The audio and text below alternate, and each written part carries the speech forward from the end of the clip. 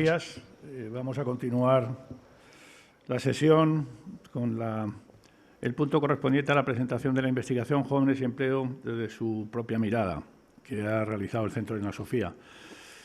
Yo, como responsable de la FAD y del Centro Reina Sofía, les quiero dar la bienvenida y agradecerles su asistencia.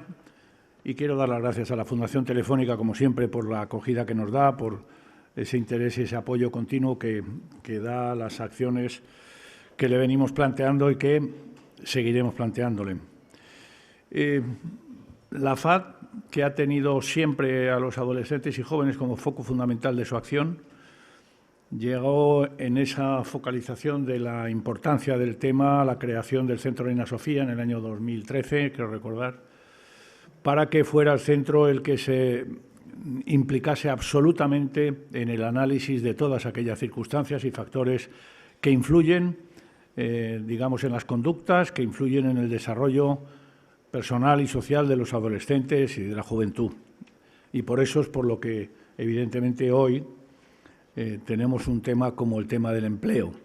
Es decir, a mucha gente le sorprende ver a la FAD en temas de este tipo porque parece que no tiene nada que ver con lo que ha sido la imagen y el objetivo fundamental de una institución como nosotros y, sin embargo, es de una importancia extrema. Si no vamos a los factores de fondo que influyen, es muy difícil que podamos trabajar en la prevención de esas conductas de riesgo y de esas dificultades que afectan a los jóvenes.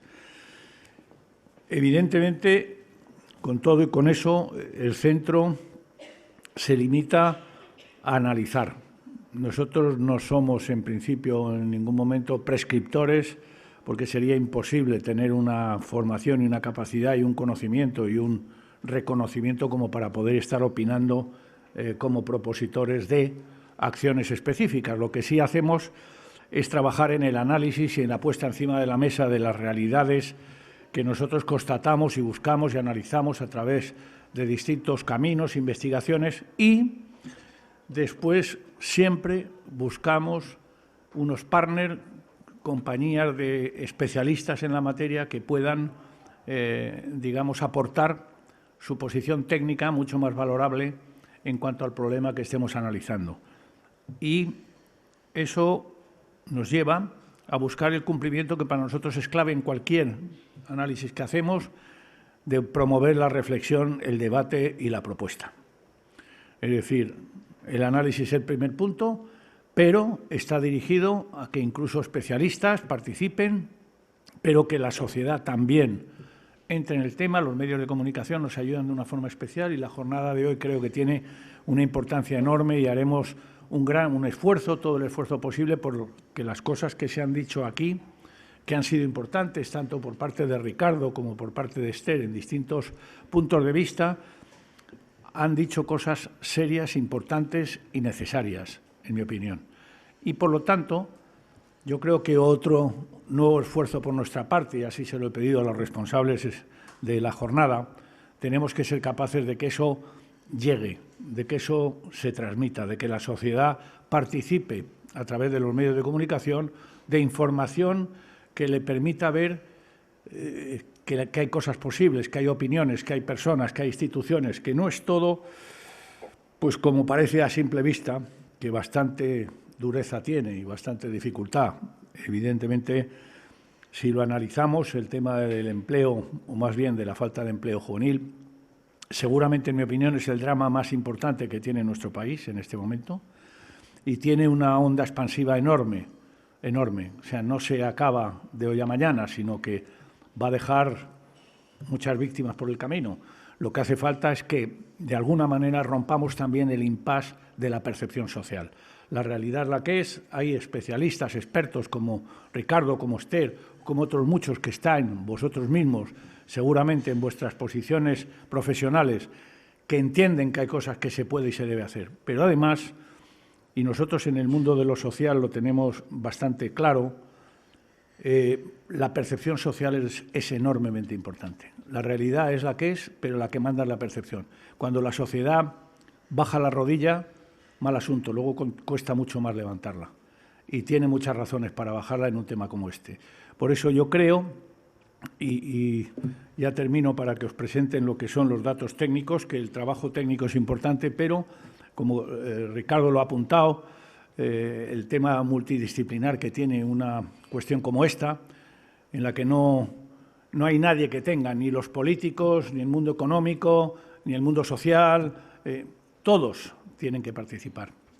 Y todos tienen que hacerlo desde planteamientos técnicos muy objetivos y contemplando algo que para mí no se habla mucho, pero que es fundamental, que es que la realidad de la falta de empleo está inmersa en un contexto social que está cambiando a una velocidad brutal. Esther ha planteado, con toda la razón, que seguramente no faltando mucho tiempo vamos a encontrarnos con un 60% de empleos nuevos que hoy ni existen o que son novedosos. Evidentemente es muy probable que también nos vamos a encontrar con una realidad del trabajo y del empleo totalmente distinta. Entonces, en circunstancias como la actual, de problemas muy graves, normalmente siempre nos pasa algo que es absolutamente humano, que es que intentamos solucionarlo mirando hacia atrás y buscando lo que había y diciendo es que yo quiero un empleo como el que había, un empleo estable, un empleo no sé qué, un empleo con un buen salario, un empleo en mi zona, de lo que he estudiado. Y a lo mejor resulta que eso no va a ser posible, pero también, Esther también lo ha dicho, tenemos que trabajar de alguna manera para el momento actual, pero también para mañana y también para el futuro. Son medidas distintas y esas medidas empiezan por distintos sitios y el momento actual es de aquellos que están en la puerta pidiendo ¿qué hago? Incluso aquellos que ayer se les ha pasado un poquito ya el arroz, evidentemente no por culpa de ellos. Pero también hay que trabajar en las escuelas, empezando a construir desde ahí lo que va a ser el futuro.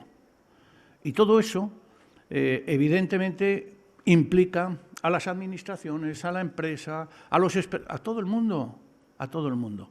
Y hay que trasladar ese oxígeno a la sociedad. Hay que trasladar esa visión.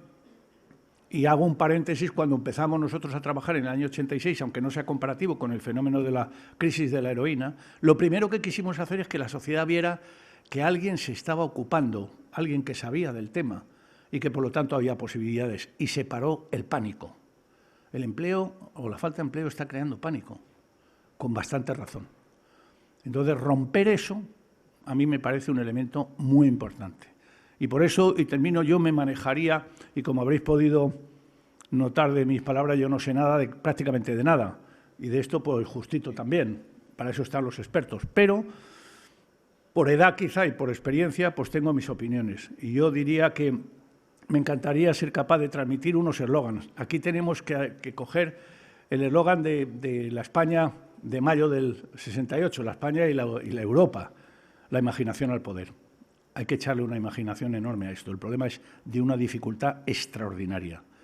Y haríamos un segundo eslogan precisamente por eso de la necesidad de la imaginación, que es que más de lo mismo no vale, ni soluciones antiguas para problemas nuevos.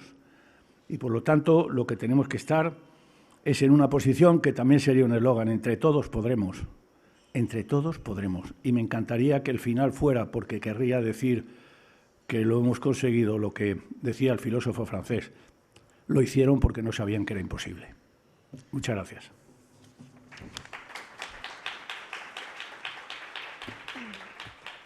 Bueno, buenos días de nuevo. Esto no sé dónde tengo que apuntar.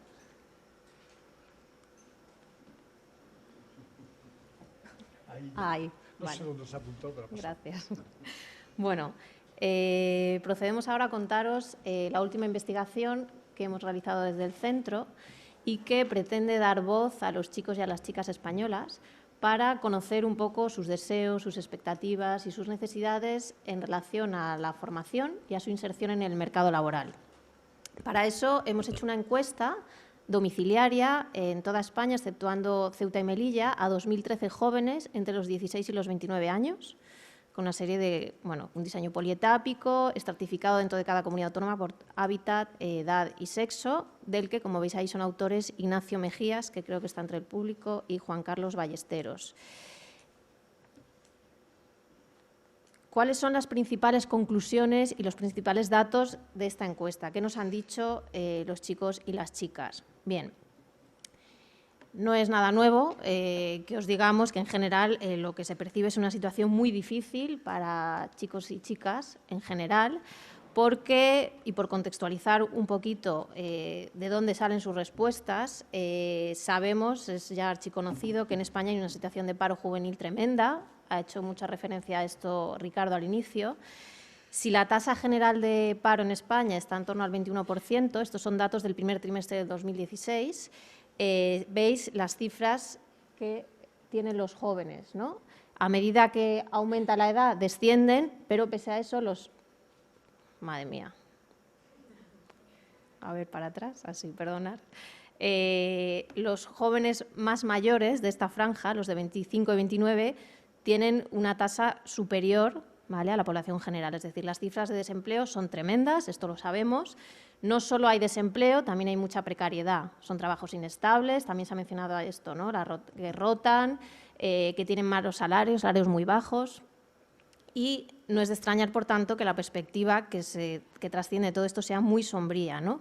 Cuando hemos preguntado a los chicos y a las chicas de la muestra cuál es la perspectiva en relación a sus condiciones de empleo o trabajo en los próximos 2 años en España, una mayoría del 49% nos dice que las cosas seguirán igual, es decir, igual de mal, ¿no?, porque los datos son muy malos, y algo más de un 13% nos dicen que aumentarán, empeorarán las condiciones, ¿no? Con lo cual hay un 62% de chicos y chicas que creen que las cosas no van a ir mucho mejor, ¿no?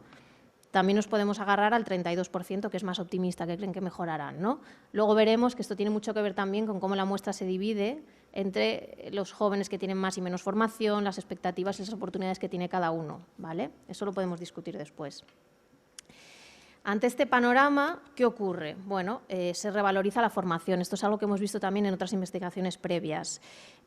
Cuando hemos preguntado a los jóvenes sobre su acuerdo y desacuerdo con determinadas cuestiones que tienen que ver con la formación, aquí recogemos, en la columna veis los acuerdos mayoritarios, los más altos, ¿vale?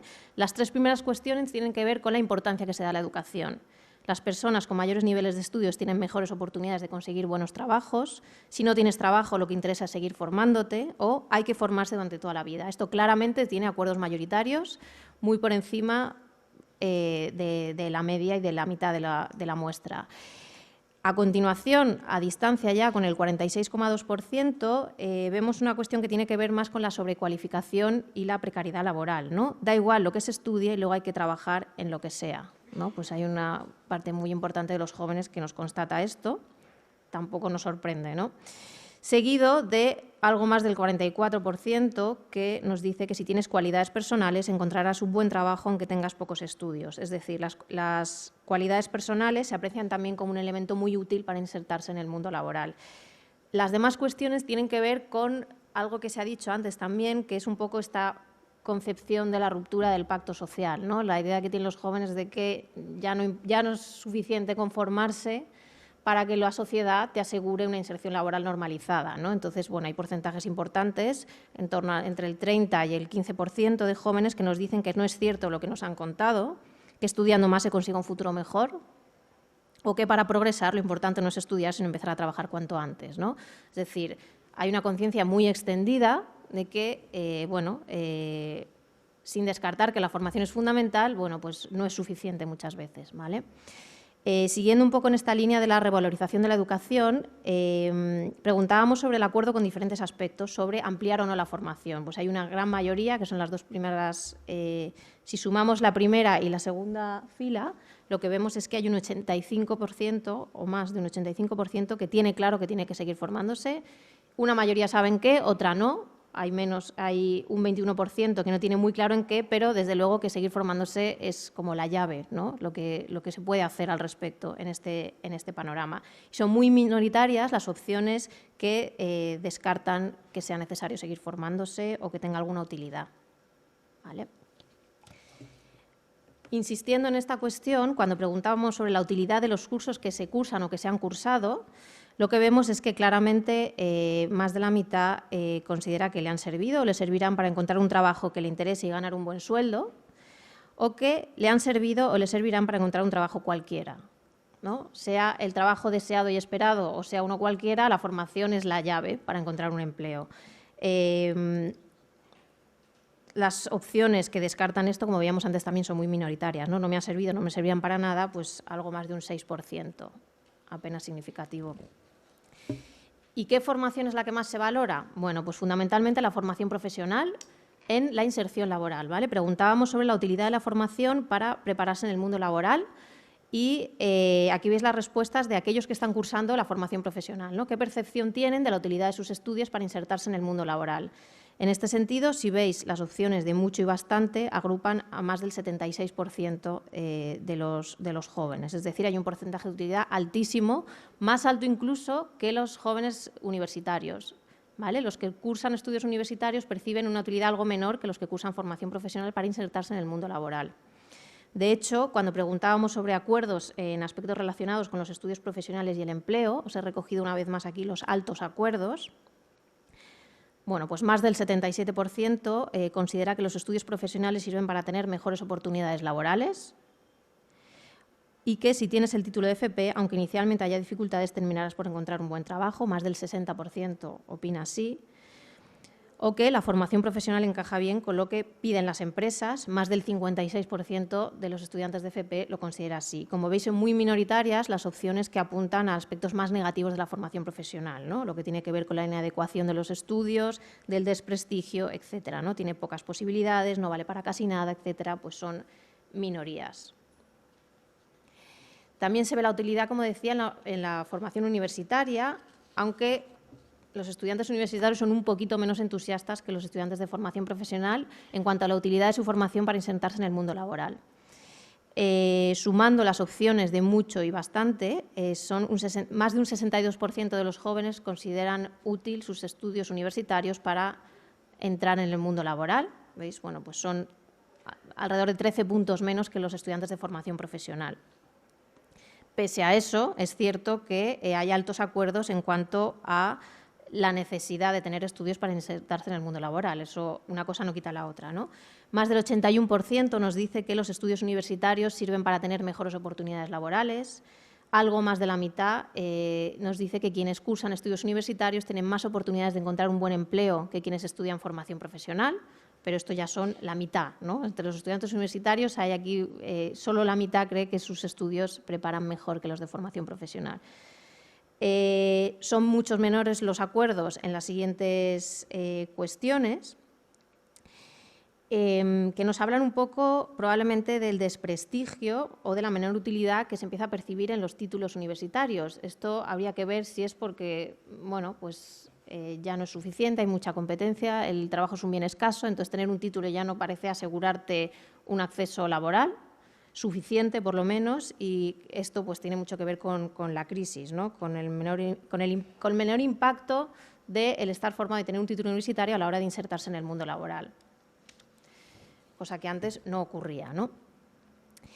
También percibimos cierto hastío en la formación de posgrado, ¿no? Hemos ido preguntando según niveles de formación y cuando hablamos de la utilidad de las enseñanzas de posgrado para entrar en el empleo, una vez más, hay una gran proporción de jóvenes que lo consideran útil, desde luego, para encontrar los mejores trabajos o para encontrar un trabajo aunque no sea el ideal. Si sumamos las dos primeras opciones, vemos que más del 81% apoya estas cuestiones y son minoritarias las que los descartan, ¿no? Sin embargo, como decíamos, hay cierto hastío, es decir, ya no parece una apuesta tan segura el hecho de tener estudios de posgrado para poder insertarse normalmente o como uno desearía en el mercado laboral.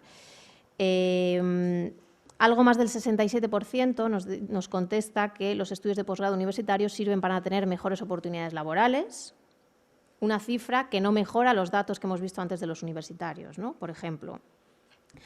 O más de la mitad, más del 56%, nos dice que los estudios de posgrado ya no facilitan el empleo tanto como antes, ¿no? Es decir, bueno, hay como se deshincha un poco las expectativas puestas en la educación universitaria y en la de posgrado.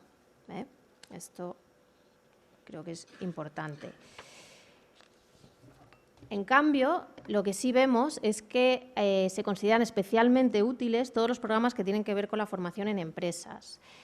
Los que nos responden a esta pregunta son aquellos jóvenes, chicos y chicas, que han pasado por algún tipo de formación en empresas, ¿vale? Entonces les preguntábamos sobre ¿Cuánto incrementa sus oportunidades de inserción laboral el haber pasado por este tipo de programas de formación? Bueno, pues mucho, lo considera algo más del 51%, perdón, del 32%, algo el 51%, es decir, que sean útiles en mayor o menor medida, más del 84% lo considera así. Y mucho menos significativas las otras variables. Sin embargo, algo que es fundamental es que, pese a que son muy útiles, la gente que los ha cursado los considera muy útiles, no se conocen y hay muy poca gente que participa en ellos, ¿vale? Yo creo que esto es una llamada de atención. Algo más del 31% de los jóvenes encuestados conoce este tipo de programas de formación en las empresas y apenas algo más de un 16% ha participado en dichos programas. Además, cuando analizamos un poco las variables sociodemográficas de estas respuestas, lo que vemos es que son fundamentalmente aquellos que podríamos considerar que más necesitaría este tipo de programas los que menos los conocen y los que menos han participado en ellos. Fundamentalmente la gente más joven y los parados, ¿no? Son los que tienen un nivel de conocimiento y participación aún menor, ¿vale? Este es un nicho en el que habría que trabajar. ¿Cómo se juzga desde la perspectiva de los chicos y las chicas jóvenes el papel de las empresas en la formación, en este campo tan amplio de la inserción laboral juvenil? Bueno, pues aquí hay posiciones bastante ambivalentes. Por un lado, se reconoce su peso y su papel, su protagonismo, pero por otro, se pone en tela de juicio un poco los intereses que hay detrás de las empresas en la contratación juvenil, ¿vale? La respuesta mayoritaria, la que reúne más consensos, en torno al 80% casi, es aquella que dice que las empresas deberían hacer muchos más programas de formación conjuntos con universidades y con escuelas de formación profesional. Es decir, se reconoce el papel y se insiste mucho en algo que apuntaba Esther antes, que es la necesidad de asegurar un poco estas transiciones entre la formación y el empleo, ¿no? El conectar algo más la educación y la formación previa a la inserción laboral con las necesidades que demanda realmente el mercado laboral, ¿no? El resto de cuestiones se manejan un poco de forma ambivalente entre las demandas de mayor compromiso desde las empresas y el eximirles de responsabilidad, porque como veis, por ejemplo, en la penúltima cuestión, se considera que son las administraciones las que tienen que crear condiciones favorables para la contratación, ¿no? A la vez se reconoce la contribución de las empresas al empleo, pero también se juzga que un poco buscan sus propios intereses, ¿no? Como decíamos antes, las empresas son entidades con ánimo de lucro, entonces se desconfía un poco del interés de la empresa en la contratación juvenil. Pese a eso, veremos que la percepción es peor respecto a la administración que a la empresa, ¿no? Lo que sí se apunta respecto a las contrataciones desde las empresas es que, bueno, las empresas podrían estar buscando trabajadores cómodos, ¿no? Podríamos luego discutir un poco por qué existe esta percepción. Los primeros tres elementos, tres características que los chicos y las chicas consideran que los trabajadores que las empresas buscan de sus trabajadores tiene que ver con los conocimientos y la formación profesional, la iniciativa y la capacidad de trabajo en equipo. Esta tríada sería la que claramente identifican como cualidades que uno tiene que tener si quiere que una empresa los contrate, ¿vale? Pero después tenemos toda una serie de elementos que oscilan entre el 20 y 30% de respuestas que abogan por la necesidad de ser proactivos y de tener iniciativa, es decir, capacidad de aprendizaje o entusiasmo como cualidades muy demandadas, pero también, como decía antes, la demanda de sujetos pasivos o sujetos adaptables, ¿no? Pues más de un 20% cree que la obediencia es un valor para las empresas o que se acepten las condiciones laborales, sean los que sean, casi un 30%, ¿no? Es decir, hay un poco esta percepción de, bueno, pues de la precariedad, ¿no? Probablemente, y de tener que someterse a cualquier condición cuando uno busca un puesto de trabajo. Como apuntaba antes, lo que se cuestiona mayoritariamente es el papel de las administraciones. Cuando preguntábamos sobre la valoración de las medidas puestas en marcha para favorecer el empleo de las administraciones públicas, Bueno, no hay gran diferencia en cuanto a nivel de administración, Gobierno central, comunidades autónomas y otras entidades públicas, y la perspectiva es bastante negativa, ¿no? Valoran que fundamentalmente no hacen nada, las administraciones hacen pero poco o lo que hacen es insuficiente. Si sumamos estas tres opciones, en el caso del Gobierno central, pues congregan al 85% de la opinión juvenil, en el caso de las comunidades autónomas, a más del 82%, y en el caso de las entidades locales, más del 76% de los jóvenes tienen esta opinión del papel de las administraciones, ¿no? Entre otras cosas, porque se cree que no es fácil el acceso a las ayudas públicas. Hemos preguntado sobre la información que tienen los chicos y las chicas sobre las ayudas y programas públicos de formación para el empleo. Y la opción mayoritaria es que tienen escasa información, algo más del 52%, o ninguna información, más del 21%. Si sumamos estas opciones, pues más del 74% de los jóvenes tienen escasa o ninguna información sobre este tipo de ayudas públicas. Y suficiente o abundante, pues veis, son muchos menos, ¿no? Además, no solo tienen poca información, sino que perciben que hay dificultad para acceder a las ayudas públicas, derivado de lo anterior, lógicamente, ¿no? Más del 40% de los jóvenes cree que es difícil el acceso a las ayudas públicas y el 37% se debate entre que ni es ni fácil ni difícil, probablemente porque no las conocen, ¿no? No han sido capaces de responder a esta cuestión porque no tienen la información suficiente, ¿vale? Ante esta situación, bueno, pues no es de extrañar que lo que se pide a la hora de valorar un trabajo o un empleo es, por encima de todo, la seguridad, ¿no?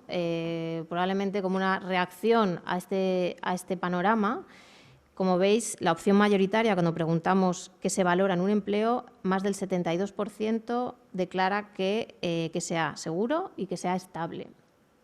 Las demás opciones están a mucha distancia de este valor que se considera el más necesario, ¿no? El 30% pide que proporcione ingresos justos, que si veis está bastante por encima de otra opción que está más abajo, que es que proporcione ingresos altos, ¿no?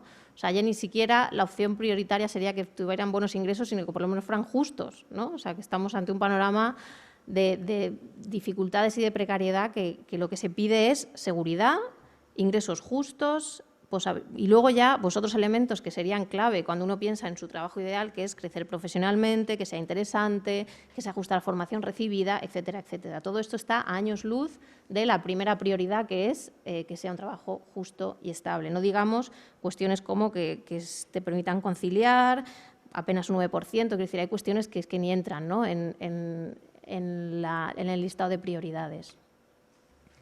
Eusebio, te cedo el... En todo caso, a partir de este panorama, lo que los hombres y mujeres que han respondido a la encuesta, esas 2.000 personas jóvenes, nos cuentan es que encontrar un trabajo es algo obviamente complicado. Es algo obviamente complicado que exige, nos dicen ellos, fundamentalmente dos tipos de cualidades o de habilidades, algunas de ellas que tienen que ver con la formación propia, tener una buena formación, saber idiomas, etcétera, y otras, la formación continua, y otras que tienen que ver con esa otra manera de acceder a los puestos de trabajo que se refieren a las redes sociales, es decir, a las redes familiares, a las redes de contacto. Ya no es igual de necesario la formación continua, la exigencia, etcétera, sino que también influye muchísimo la suerte, influye muchísimo el tener una familia que te apoye, influye muchísimo el tener una red social que te sirva de cobertura.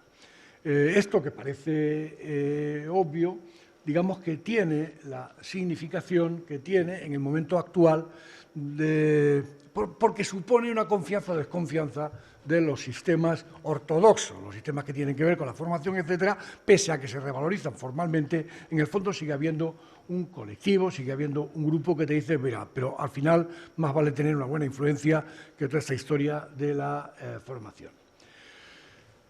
Ellos y ellas entienden que su dominio de los instrumentos para buscar trabajo, pues que los poseen de una forma adecuada. Ellos encuentran que se sienten preparados mayoritariamente para preparar un currículum, para buscar empleo, para hacer una entrevista de trabajo, para manejarse de forma autónoma en la búsqueda de ese puesto de trabajo, etcétera, etcétera. Es decir, que no sienten mayoritariamente que estén en una situación deficitaria respecto a los instrumentos prácticos de la búsqueda de empleo, sino que, poseyendo esos instrumentos, lo que pasa es que la situación se lo complica, se lo dificulta a través de una serie de barreras, a través de una serie de dificultades que ya no tienen que ver con ello ni con su preparación, sino que tienen que ver con circunstancias extrañas. De ahí que pidan una serie de apoyos también externos que ayuden a superar esas circunstancias exteriores. Y entonces piden pues prácticamente la mitad, más ayudas para encontrar empleo, más incentivos para las empresas, más ayudas para los estudios, todo un abanico de medidas que, en definitiva, a lo que vienen, a lo que apuntan, es a la superación de esas dificultades que ellos entienden que no dependen de ellos, sino que dependen de lo exterior.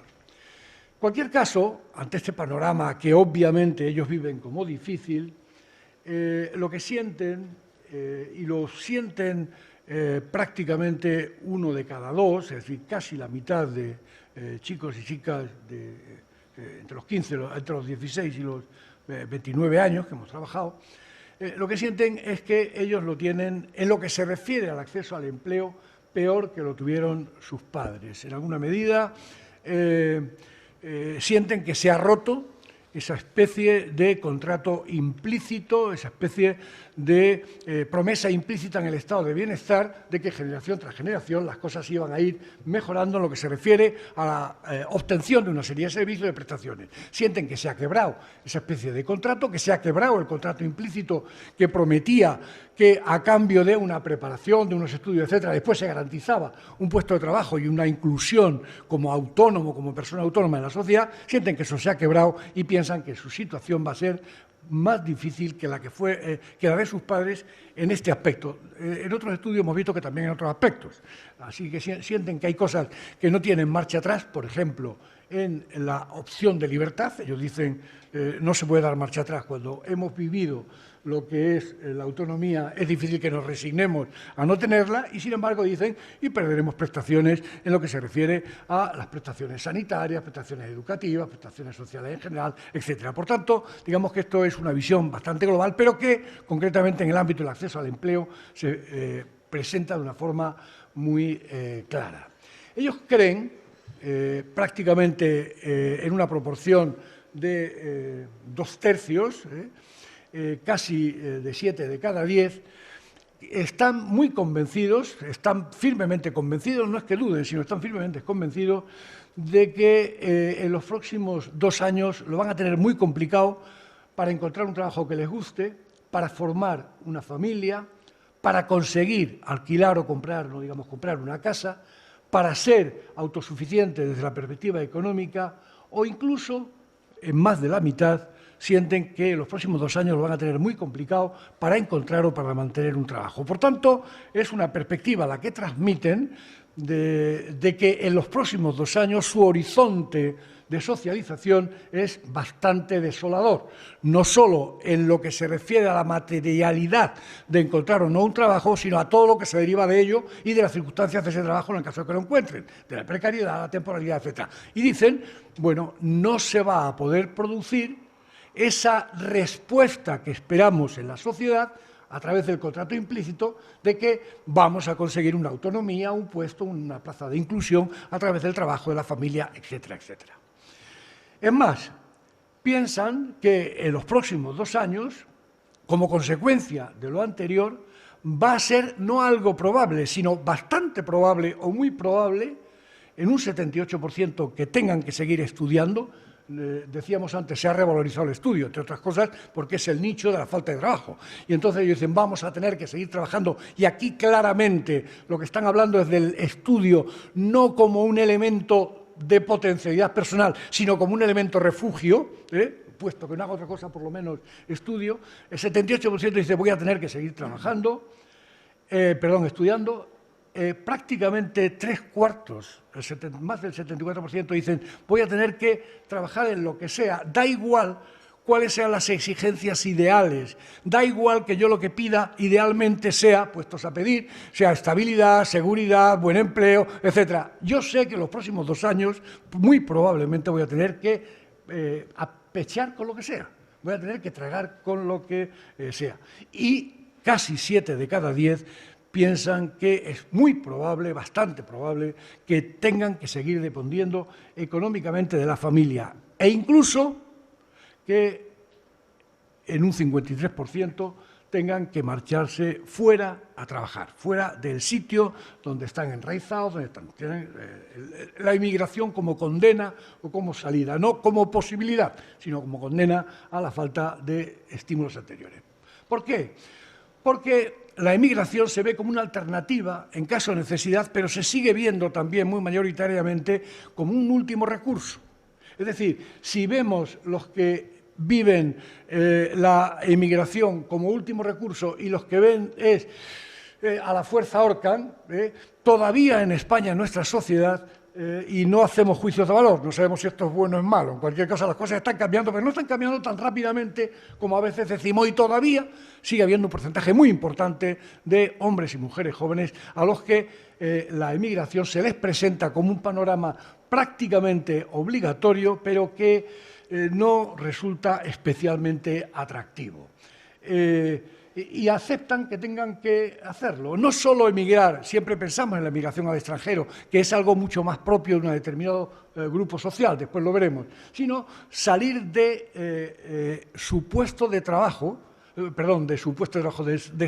del sitio donde nacieron, donde está su familia, donde están sus... todo esto para encontrar trabajos no especialmente bien cualificados, que eso es algo que siempre se ha dado por sentado. Es decir, si tú quieres ser un gran directivo, en algún momento tienes, o una gran directiva, en algún momento tienes que salir, tienes que aceptar la inmigración, tienes que formarte fuera. No, no es eso. Es si tú quieres encontrar un trabajo mediano o incluso un trabajo que te permita vivir, vas a tener que irte de tu pueblo. Y eso es lo que todavía no acaba de estar incorporado porque, y no sé si hay que incorporarlo, es un juicio de valor que se puede hacer, pero que en cualquier caso todavía forma parte de lo nuevo, de lo que sorprende, de lo que no acaba de estar implícitamente aceptado. Esto tiene que ver con qué, con qué se vive, con que fuera de España las oportunidades son mejores, que va a haber más posibilidades de incorporarte socialmente, etc. Y a veces esa emigración se ve desiderativamente como algo transitorio y otras veces se ve quizás como algo que vas a tener que aceptar sí o sí en función de cómo están las cosas. Cuando hablamos en términos absolutos de esto, cuando hablamos de porcentajes, estamos dando una visión falsa, en la medida en que estamos transmitiendo implícitamente que el conjunto de los jóvenes españoles, mujeres y hombres, tienen estas posiciones. Y no es verdad. La posición de los jóvenes españoles está enormemente disociada. Las medias que estamos presentando, pese a que son medias desesperanzadas, pese a que son medias fundamentalmente que apuntan a una visión negativa, no son porcentajes, medias, actitudes que estén sostenidos de una forma más o menos homogénea por el conjunto de los jóvenes, sino que la percepción de los jóvenes españoles está enormemente disociado. Hay dos grupos de jóvenes que tienen posturas, opiniones, percepciones, actitudes, expectativas claramente diferenciadas. Y las variables que definen estos dos grupos son la edad, la actividad actual, obviamente, el estar en paro actualmente es un baño de realidad que te coloca muy negativamente frente a la vida, el nivel educativo y, en última instancia, la clase social. Estas son las variables que tienen un peso enorme en la definición de las posturas. La edad, porque cuando se es muy joven, estamos trabajando con franjas de edad de 17, 18 años, etcétera, se mantiene una visión idealista, una visión formalmente ingenuista. A medida que se va creciendo, supuestamente han ido recibiendo más palos y han ido matizando sus expectativas y han ido siendo más víctimas de una situación más crítica, de una percepción más crítica, de una percepción más peyorativa, más negativa, menos esperanzada, etc. Por tanto, la edad marca diferencia. Como obviamente decía antes, el estar en paro te crea una situación de precariedad que te hace ver las cosas desde un prisma de cierta oscuridad, y el ser todavía un estudiante te hace ver las cosas desde una perspectiva de futuro y, por tanto, con una esperanza mayor. En cualquier caso, las dos variables que más marcan son el nivel de estudios y la clase social, que son dos elementos que están absolutamente emparejados. Las dos posturas disociadas son menos nivel educativo, menos confianza en los estudios, eso que decíamos antes, menos valorización de los estudios, menos expectativas de futuro, menos ánimo y menos disposición para el cambio y más resignación ante la situación. Esa sería una de las posturas.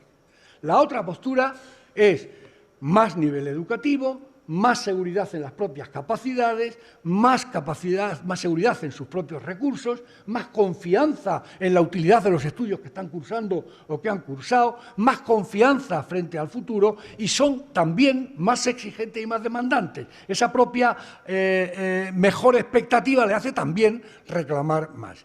Sería la otra postura. En la primera hay más personas en paro, de clase social baja, etc. En la siguiente hay más personas, hombres, mujeres, que están estudiando, que siguen estudiando, que están conciliando estudios con algún tipo de trabajo de práctica, de beca, etcétera, etcétera, o que están trabajando ya y que pertenecen a las clases sociales altas o media altas. ¿Cómo impactan las variables, las distintas variables, estas que decíamos de la edad, del nivel de estudio, de la clase social, cómo impactan en las distintas posturas, en las distintas opiniones frente al trabajo? Aquí hemos hecho un cuadro que intenta más o menos señalar ese impacto, el sentido del impacto, si es positivo, si aumenta o disminuye, y la intensidad del impacto. Cuando hay una cruz es un impacto positivo, cuando hay tres cruces es un impacto positivo, pero mucho mayor. Y lo mismo con la negativa. Si no hay nada, es que no tenemos una significación estadística que nos demuestre que esa variable está impactando en el factor que sea. La edad, como decía antes, los más jóvenes tienen más confianza en los estudios, mucha más confianza, tienen más confianza en el futuro, tienen una perspectiva en el futuro. Básicamente, eso es lo que les diferencia. Tienen el mundo por delante, todavía no han cercenado sus expectativas. Los mayores, obviamente, viven más el paro, tienen menos confianza que la media en los estudios, menos confianza en el futuro y son más exigentes, lógicamente, demandan más ayudas, más apoyos, etcétera, que los demás. Pero son impactos, bueno, o discretos, en el sentido de que van en un sentido y en otro, pero con una intensidad relativa. Lo que vemos que tiene mucha más intensidad es el impacto del nivel de estudio. Los que solo han alcanzado el nivel de secundaria, como máximo, son los que sufren más el paro, tres cruces, son los que tienen de forma notable menos confianza en el valor de los estudios, los que tienen una visión muchísimo más pesimista del futuro y los que tienen una visión mucho más pesimista respecto a los recursos propios. Y curiosamente no son los que más piden, los más exigentes, más que la media, pero en un impacto menor que el que correspondería al déficit en el que se mueven. Lo cual nos apunta ya a lo que decía antes, que hay una cierta actitud resignada. Sí, lo ven muy mal, pero como una especie de condena de la que no acaban de ver cómo se sale. Los que tienen estudios de formación profesional tienen una visión claramente mucho más positiva que corresponde a lo que decíamos antes. Están menos en paro, viven menos el paro que otros, tienen mucha más confianza en la utilidad de lo que han estudiado, tienen muchísima más confianza en el futuro, en que van a defenderse, más confianza en los recursos propios y también demandan que en este sentido, más que la media, se les apoye en este proceso de desarrollo positivo. Y los universitarios tienen menos paro que la media, tienen más confianza en los estudios, más confianza en el futuro, pero curiosamente menos que los que tienen formación profesional, es decir, no tanto, En cambio, más confianza en los recursos propios, en su capacidad de manejarse en una entrevista, de manejar idiomas, de irse al extranjero, etcétera, etcétera, y son más demandantes que la media, bastante más demandantes. Los de clase social media alta, mucho menos paro, mucha más confianza en que los estudios le valen y le van a servir, un horizonte mucho más despejado respecto al futuro y un horizonte más positivo respecto a los recursos propios. Y no demandan tanto, lógicamente, probablemente porque necesitan menos. Y los de clase baja, media baja, tienen mucho más paro, menos confianza en los estudios, mucha menos confianza en el futuro, menos confianza en los recursos propios y no parece que sean más exigentes que la media, curiosamente, a pesar, como decía antes, de esta situación. ¿Esto qué significa? Y nos parece que es uno de los elementos más significativos a concluir el estudio. Esto significa que el impacto de la crisis, que obviamente es un impacto muy importante, ya sabemos, y lo sabemos desde hace tiempo, que no se reparte por igual en todos los grupos sociales.